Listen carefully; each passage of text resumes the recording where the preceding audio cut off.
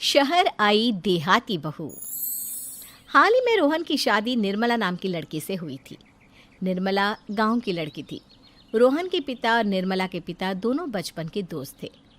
उन्होंने बचपन में ही एक दूसरे से वादा कर लिया था कि दोनों बच्चों के बड़े होते ही उनकी शादी करवा देंगे। इसलिए वादे के अनुसार रोहन के पिता निर्मला को अपनी बहू बनाकर घर ले आते हैं।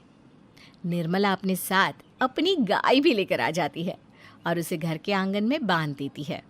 अरे ये क्या माँ, भाभी तो गाय भी लेकर आई हैं हमारे घर में। अभी घर में गाय बंधी देखकर आस पड़ोस के लोग तो हमारा मजाक उड़ाएंगे ना।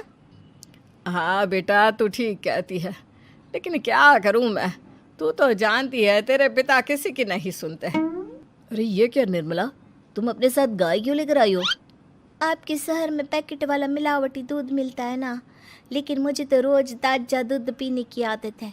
गाय लाकर मैंने ना बहुत अच्छा किया है। अब हम सब रोज ना गाय का ताजा ताजा दूध पियेंगे। अरे ये सब तो ठीक है, लेकिन तुम ध्यान रखना कि तुम्हारी गाय की वजह से आस पड़ोस के लोगों को कोई तकलीफ ना हो। हाँ हाँ, मैं सब देख लूँगी, आप चिंता ना करें। कुछ दिन बीत जाते हैं। फिर एक दिन, चल बहू, आज हमें बाजार से सब्जी खरीदने जाना है। उसके बाद सुनीता निर्मला को बाजार में ले जाती है। सब्जी के महंगे दाम देखकर निर्मला के तो होश उड़ जाते हैं। ये क्या माँ जी, 1000 रुपये की सब्जी, ये तो बहुत ही ज़्यादा है। अब क्या करे बहू, शहर का तो यही हाल है। ना ना ना, मैं इस तरह पैसों की बर्बादी बर्दाश्त नहीं कर सकती। अब से ना हम इस बाजार से सब्जी नहीं खरीदेंगे। हाँ। फिर अगले दिन निर्मला घर के आंगन की मिट्टी खोद कर वहाँ तरह तरह की सब्जियाँ लगा देती है। अरे काव्या, तेरी भाभी तो बहुत अजीब है। उसने तेरे पूरे आंगन को खेत बना कर रख दिया। मेरी समझ में नहीं आता तुम लोग इस लड़की को कहाँ से पकड़ कर लाए हो। अरे सब मेरे पिताजी का किया धरा है। सालों पहले अपने दोस्त से किए वादे के चलते उन्होंने उस गवार को हमारे गले बांध दिया। अरे तेरी भाभी सच में एक नंबर की गंवार है। उसे तो ढंग के कपड़े पहनने तक नहीं आते, ऊपर से उसने तेरे घर को गांव का तबेला बनाकर रख दिया है। उन औरतों की बातें सुनकर काव्या को बहुत बुरा लगता है। फिर वो अपने भाई रोहन से इस बात की शिकायत करने लगती है। रोहन निर्मला को समझाने की बहुत कोशिश करता है, लेकिन निर्मला के आगे उसकी एक नहीं चलती। फिर एक दिन रोहन निर्मला को एक शादी में ले जाता है। सभी मेहमान खाना खाने में व्यस्त थे। उधर रोहन भी अपने दोस्तों से गप्पे लड़ाने लगता है। तभी निर्मला तंदूरी चिकन के स्टॉल से ढेर सारे लेग पीस उठाकर अपने पर्स में डालना शुरू कर देती है। घर जाने के बाद इसे फ्रिज में रख दूंगी और कल सुबह मजे से खाऊंगी। फिर खाना खाने के बाद दोनों पति पत्नी वहाँ से जाने लगते हैं, लेकिन तभी दुल्हन का भाई उन्हें रोक लेता है। अरे ये सब क्या है? मैंने यहाँ खाना खाने के लिए सबको बुलाया था, खाना चोरी करने के लिए नहीं। तुमने पर्स में जो चिकन के लेग पीस छुपा रखे ना, चलो बाहर निकालो उन्हें।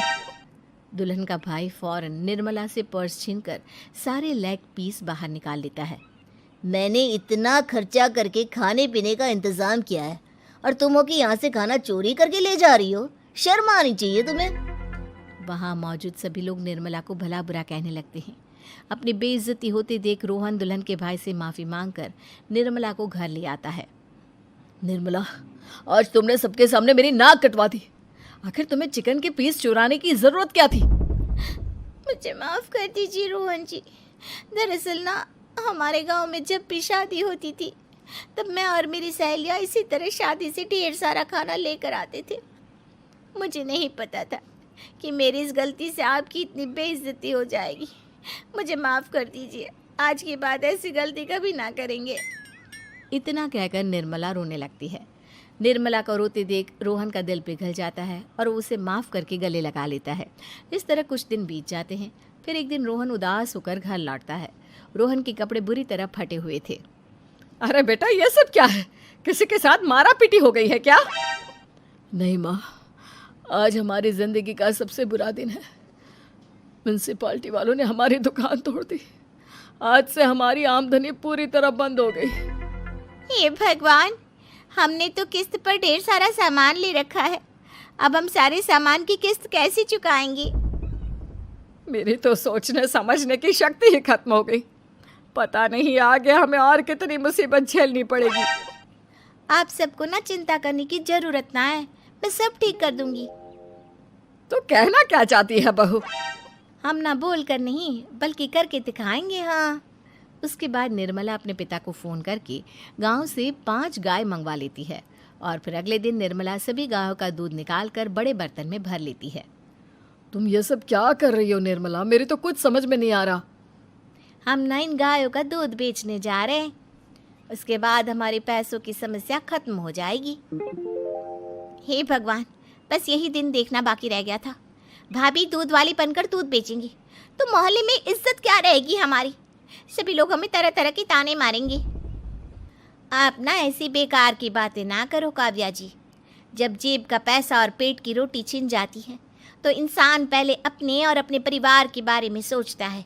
और वैसे भी जिस काम से हमारा घर चले उसकी कभी ना बुराई नहीं करनी चाहिए। फिर निर्मला दूध के 2 बड़े बर्तन साइकिल के दोनों तरफ लटकाकर मोहल्ले में घूमने लगती है। दूध ले लो, दूध, गाय का ताजा ताजा दूध ले लो, बिना मिलावट का शुद्ध दूध ले लो। चलो चलो आओ भाई, जल्दी ले लो। तभी निर्मला के पास कुछ औरतें आती हैं। अरे तुम तो सुनीता की बहू हो ना, तुम इस तरह सड़क पर दूध क्यों बेच रही हो? निर्मला उन दोनों औरतों को अपने घर के हालातों के बारे में सब बता देती है। देखिए, मैंने ना अभी अभी गाय का ताजा दूध निकाला है। आप सब तो रोज पैकेट का दूध पीती हो, आज गाय का ताजा दूध पी कर देखिए, इसकी ना बात ही कुछ और है। हाँ बहू, मुझे तुम्हारी बात समझ में आ गई। लाओ, मुझे 2 लीटर दूध दे दो। उस औरत की देखा देखी बाकी औरतें भी निर्मला से दूध खरीदना शुरू कर देती है। थोड़ी ही देर में निर्मला सारा दूध बेचकर ढेर सारे पैसे इकट्ठे कर लेती है। उसके बाद निर्मला घर जाकर सारे पैसे अपनी सास को पकड़ा देती है। अरे बहू, इतने सारे पैसे! सच में तेरा आइडिया तो काम कर गया।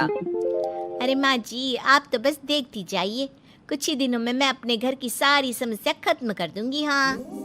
फिर अगले दिन से निर्मला गायों के गोबर से ढेर सारे उपले तैयार करके बेचना शुरू कर देती है।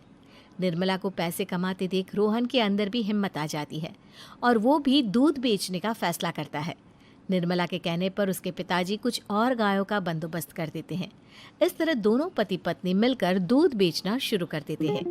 कुछ ही महीनों में उनका दूध का व्यापार खूब फल फूल जाता है। इसके चलते रोहन एक बड़ी दूध की डेयरी भी खोल लेता है। पिताजी, जब आपने निर्मला से मेरी शादी करवाई थी तब मैं मन ही मन आपको कोसा करता था, लेकिन आज मेरी समझ में आया कि आपका फैसला बिल्कुल सही था। आज अगर निर्मला ना होती तो पता नहीं हमारा क्या हाल होता। हाँ बेटा, तू ठीक कहता है। हमारी बहू ने तो हमें उजड़ने से बचा लिया। भगवान ऐसी बहू सबको दे। इस तरह निर्मला की समझदारी के चलते सब कुछ ठीक हो जाता है और वो सभी हंसी खुशी अपना जीवन जीने लगते हैं। पापा बन गए जेंटलमैन। शर्मा जी को कई लोग कंजूस समझते हैं, हालांकि वो हमेशा ही सेविंग्स की बात करते रहते हैं, पर कंजूस तो वो बिल्कुल भी नहीं है। उनकी सैलरी पूरी वो अपने परिवार पर खर्च कर देते हैं और जो कुछ बचता है उसे बैंक में जमा कराते हैं। उनके घर वाले और दोस्तों के बार बार बोलने के बावजूद भी वो खुद के लिए कुछ नहीं खरीदते। धीरे धीरे सबने बोलना ही छोड़ दिया। सिर्फ उनकी बेटी श्रेया अभी भी उन्हें इस चीज पर टोकती है। अच्छा सुनिए, आज आप ना बाहर जाएंगे ना तो मेरे लिए एक नई कढ़ाई ले आएगा। ये वाली जल के काली हो गई है। ऑफिस से लौटते वक्त ले आऊंगा, ठीक है? और खुद के लिए भी थोड़े नए कपड़े ले लो पापा। कब तक वही 6 जोड़ी कपड़े और ये पुरानी अटैची लेकर घूमोगे? पार्टी शादियों में पहनने के लिए भी आपके पास कुछ नहीं है पापा। अरे पैसे क्यों फालतू में खर्च करने हैं? ये कपड़े ठीक तो है, और पार्टीज और शादियों में वो मुझे बुलाते हैं, ना कि कपड़ों को। देखा श्रेया, तुझे बोल बोल के थक गई हूँ। तेरे पापा को कोई नहीं समझा सकता। श्रेया, तुम्हें कुछ चाहिए तो बताओ, ले आएंगे, ठीक है? मुझे फिलहाल किसी चीज की जरूरत नहीं है। श्रेया की बहुत कोशिश करने के बावजूद भी शर्मा जी को वो समझा नहीं पाती, पर वो हार मानने वालों में से नहीं है। उसको समझ में नहीं आता कि क्या किया जा सकता है और वो इस बारे में अपने दोस्तों से बात करती है। यार, मुझे समझ में नहीं आ रहा कि क्या करूं कि पापा थोड़ा खर्च खुद पर भी तो कर ले। अरे ये तो अजीब है, एक आदमी इतनी मेहनत करके पैसे कमाता है पर खर्च नहीं करता, तूने अंकल से जिद करके देखा क्या? हाँ यार, सब करके देख लिया। मैं उनसे अगर गाड़ी भी मांग लूं ना तो मेहनत करके वो भी मुझे ला देंगे। पर परसों मैंने उनके लिए 80 रुपए की आइसक्रीम मंगवाई थी तो उनके गले से वो भी नहीं उतरी। अरे सुनना, मेरे पास एक आइडिया है, पर उसके लिए थोड़ी मेहनत और थोड़ी एक्टिंग करनी पड़ेगी। तू रेडी है क्या ये सब करने के लिए? हाँ हाँ ठीक है, तेरा आइडिया भी ट्राई करके देखते हैं ना। श्रेया और उसके दोस्त एक प्लान बनाते हैं। प्लान की तैयारी भी कर ली जाती है। अब बस बारी है श्रेया की। प्लान को पूरा उसे ही तो करना था। अगली सुबह जब शर्मा जी बाथरूम में नहा रहे होते हैं, ऑफिस जाने से पहले शर्मा जी के बॉस का फोन आता है जो कि श्रेया उठाती है। शर्मा जी के बाथरूम से निकलते ही श्रेया उन्हें बताती है, पापा आपके बॉस का फोन आया था, वो आपको किसी मीटिंग के लिए राज होटल में बुला रहे हैं। क्या? राज होटल? वो तो बहुत महंगा है। हाँ, और उधर का एक ड्रेस कोड है, आप कुछ भी पहनकर उस होटल में नहीं जा सकते पापा। अच्छा।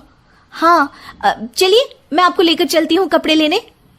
श्रेया शर्मा जी को शहर के एक जाने माने टेलर के पास ले जाती है, जहां वो उन्हें समझाती है कि राज होटल में जाने के लिए उन्हें सूट, कोट, जूते, बेल्ट सब चाहिए। वहां वो अपनी चप्पल पहनकर नहीं जा पाएंगे। शर्मा जी थोड़े डरे डरे से कपड़े सिलेक्ट करते हैं और फाइनली जब सिलेक्ट हो जाता है तब शर्मा जी को उनकी बॉस का फिर से कॉल आ जाता है। अब जी सर, मैं बस आज की मीटिंग के लिए कपड़े ही खरीदने आया था सर।